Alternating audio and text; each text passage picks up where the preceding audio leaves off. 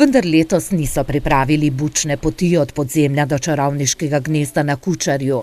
Tudi na razstavi je bilo le malo izrezljanih buč. Letos smo nekako spremenili to, buč ni.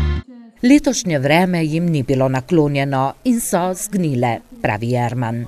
Preventivno smo že prej naredili sodelovanje s šolo Metliško, osnovno šolo pa podzemljsko, da so naredili slike, narisali slike in izdelke na to temo.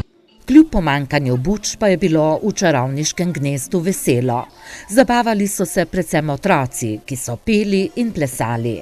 Čarovnic pa je bilo le za vzorec in še te niso bile ravno zgovorne. In boš kaj čarala? Ja.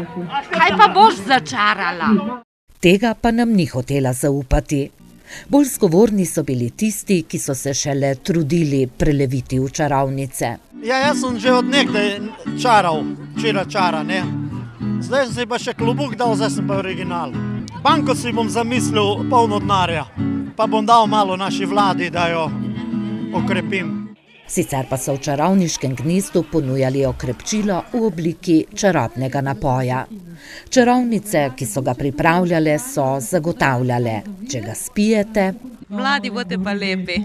Za vedno? Ne, sicer sem za 1 leto. Drugo leto morate spet priti gor. Upamo, da bodo buče bolje obrodile in jih bo prihodnje leto izrezljanih in razstavljenih več.